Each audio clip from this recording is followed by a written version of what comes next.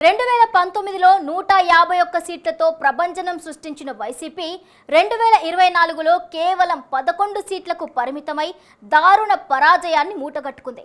అధికారానికి దూరమై దాదాపు 21 నెలలు గడుస్తున్న వేళ ఆ పార్టీ అధినేత వైఎస్ జగన్మోహన్ రెడ్డి తన రాజకీయ వ్యూహానికి పదును పెట్టారు. ఇన్నాళ్లు కేవలం తన ఫేస్ వాల్యూ పైనే ఆధారపడిన ఆయన ఇప్పుడు క్షేత్రస్థాయిలో పార్టీని సంస్థాగతంగా బలోపేతం చేసే పనిలో పడ్డారు.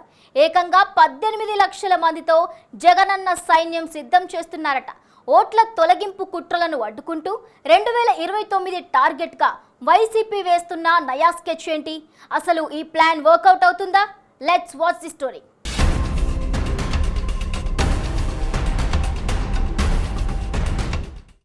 గత ఎన్నికల్లో కనీసం ప్రతిపక్ష హోదా కూడా దక్కకుండా 11 సీట్లకు మాత్రమే పరిమితమైన వైఎస్ఆర్ కాంగ్రెస్ పార్టీ ఇప్పుడు పునాదుల నుంచి మళ్లీ బలపడేందుకు ప్రయత్నాలు ముమ్మరం చేసింది. 2019లో బంపర్ మెజార్టీ సాధించిన వైసీపీ ఆ తర్వాత 5 ఏళ్ల పాలనలో జరిగిన తప్పులు, జగన్ ఏకపక్ష వైఖరి, నాయకుల దౌర్జన్యాలు ఇలా కారణాలు ఏమైనా 2024లో చారిత్రాత్మక ఓటమిని మూటగట్టుకుంది. కూటమి ప్రభుత్వం అధికారంలోకి వచ్చి ఇన్ని నెలలు గడుస్తున్నా జగన్ జనంలోకి వచ్చింది చాలా తక్కువే.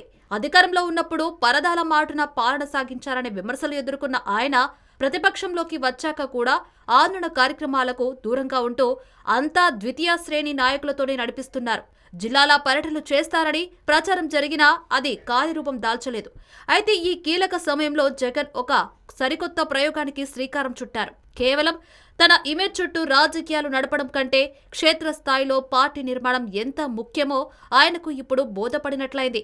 అందుకే వైసీపీలో కార్యకర్తలంతా నాయకులే అనే సందేశాన్ని బలంగా ప్రజల్లోకి, క్యాడర్లోకి పంపేందుకు జగన్ మాస్టర్ ప్లాన్ రెడీ చేశారు.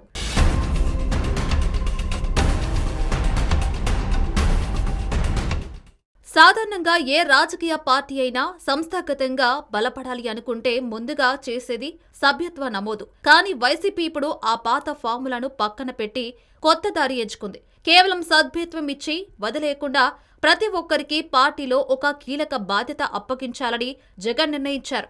క్యాడర్కు పదవులు ఇస్తే వారు కేవలం పార్టీ మనిషి అనే స్టాంపుకే పరిమితం కాకుండా అత్యంత క్రియాశీలకంగా పనిచేస్తారని అధిష్టానం భావిస్తుంది.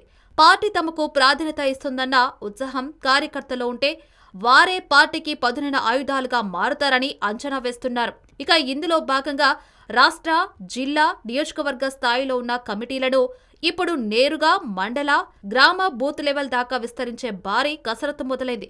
ప్రతి చోట ప్రధాన కమిటీతో పాటుగా 7 అనుబంధ కమిటీలను ఏర్పాటు చేస్తున్నారు.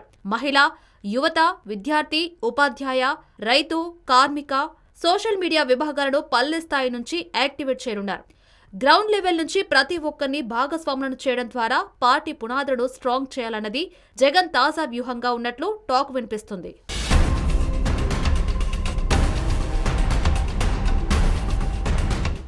ఇంతకాలం సంస్థాగత నిర్మాణంపై పెద్దగా ఫోకస్ చేయకుండా నష్టపోయిన వైసీపీ ఇప్పుడు ఏకంగా ఒక భారీ సైన్యాన్ని తయారు చేసే పనిలో బిజీగా ఉంది. పార్టీ హైకమాండ్ను నేరుగా గ్రామస్థాయి కమిటీలతో అనుసంధానం చేయబోతున్నారు. ఇక కేంద్ర కార్యాలయం నుంచి ఒక పిలుపు ఇస్తే చాలు, క్షణాల్లో రాష్ట్ర వ్యాప్తంగా కూటమి ప్రభుత్వానికి వ్యతిరేకంగా ఆందోళనలు మిన్నంటేలా ఈ నెట్వర్క్ పనిచేయాలని లక్ష్యంగా పెట్టుకున్నారు. ఇక దీనికోసం ప్రతి అసెంబ్లీ నియోజకవర్గంలో కనీసం 12,000 మందితో ఒక బలమైన బృందాన్ని సిద్ధం చేస్తున్నారు. అంటే 175 నియోజకవర్గాలకు కలిపి ఏకంగా 18 లక్షల మందితో కూడిన అతిపెద్ద జగనన్న సైన్యం రెడీ అవుతుందన్న చర్చ జరుగుతుంది. ఈ సైన్యం కేవలం నినాదాలు చేయడానికి మాత్రమే కాదు, ప్రతి నియోజకవర్గంలో ఒక అత్యంత కీలకమైన ఓటు బ్యాంకుగా కూడా పనిచేస్తుందన్న టాక్ వినిపిస్తుంది. జనాలను ప్రభావితం చేసే బలమైన శక్తిగా ఈ కమిటీలను తీర్చిదిద్దాలని టార్గెట్ పెట్టుకున్నారు. అంతా అనుకున్నట్లు జరిగితే రాబోయే ఉగాది పండుగ తర్వాత ఈ 18 లక్షల మంది సైన్యం ఒకేసారి పూర్తి స్థాయిలో రంగంలోకి దిగబోతుందని పార్టీ వర్గాల్లో జోరుగా ప్రచారం సాగుతుంది.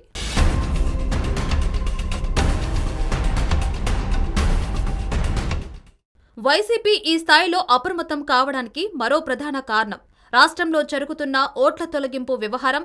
ఇటీవల ఎన్నికల సంఘం రాష్ట్ర వ్యాప్తంగా ఏకంగా 40 లక్షల ఓట్లను తొలగించడం వెనుక అధికార పక్షం కుట్ర దాగి ఉందని వైసీపీ అధిష్టానం బలంగా నమ్ముతుంది.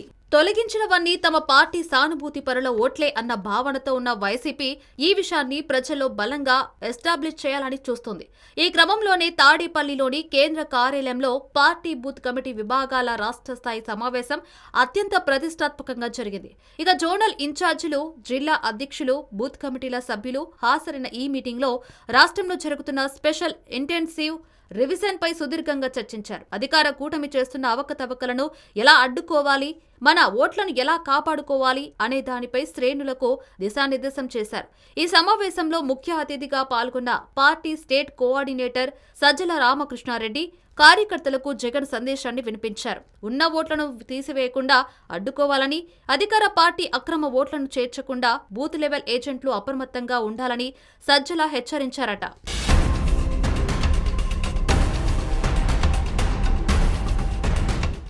బూత్ కమిటీల సమావేశంలో పాల్గొన్న YCP MLC, party central office incharge Lella Appireddy క్యాడర్లో మరింత ఉత్సాహం నింపే ప్రయత్నం చేశారు. అధికార కూటమి పార్టీలు చేస్తున్న ఆగడాలను, వైసీపీ శ్రేణులను టార్గెట్ చేసుకుని వేధిస్తున్న తీరును ధీటుగా ఎదుర్కోవాలని ఆయన పిలుపునిచ్చారు. ప్రతి కార్యకర్త అప్రమత్తంగా ఉండి గ్రామ స్థాయిలో పార్టీ ఉనికిని బతికించుకోవాలని సూచించారు. ఇక 2029 ఎన్నికల్లో ఏ విధంగా ముందుకు వెళ్లాలి, ఏ వ్యూహంతో ప్రజల వద్దకు వెళ్లాలి అనే దానిపై ఇప్పటి నుంచే బ్లూ ప్రింట్ రెడీ చేసుకోవాలని చెప్పారు. పార్టీకి ఉన్న బలమైన ఓటు బ్యాంకును కాపాడుకోవడమే ఇప్పుడు మన ముందున్న ఏకైక కర్తవ్యమని అప్పిరెడ్డి స్పష్టం చేశారు. రానున్నది మన కాలమే, మనమంతా సమిష్టిగా కష్టపడి పనిచేసి 2029లో మళ్లీ జరగనున్న ముఖ్యమంత్రిని చేద్దాం అంటూ కార్యకర్తల్లో భరోసా నింపారు. మొత్తానికి వచ్చే ఎన్నికల్లో ఎట్టి పరిస్థితుల్లోనూ తిరిగి అధికారంలోకి రావాలన్న కసితో వైసీపీ పెద్దలు గ్రౌండ్ వర్క్ మొదలుపెట్టారు. మరి తన ఫేస్ వాల్యూను పక్కన పెట్టి సంస్థాగత నిర్మాణంపై జగన్ పెట్టిన ఈ కొత్త ఫోకస్ 2029 నాటికి ఎంతవరకు వర్కౌట్ అవుతుందో వేచి చూడాలి.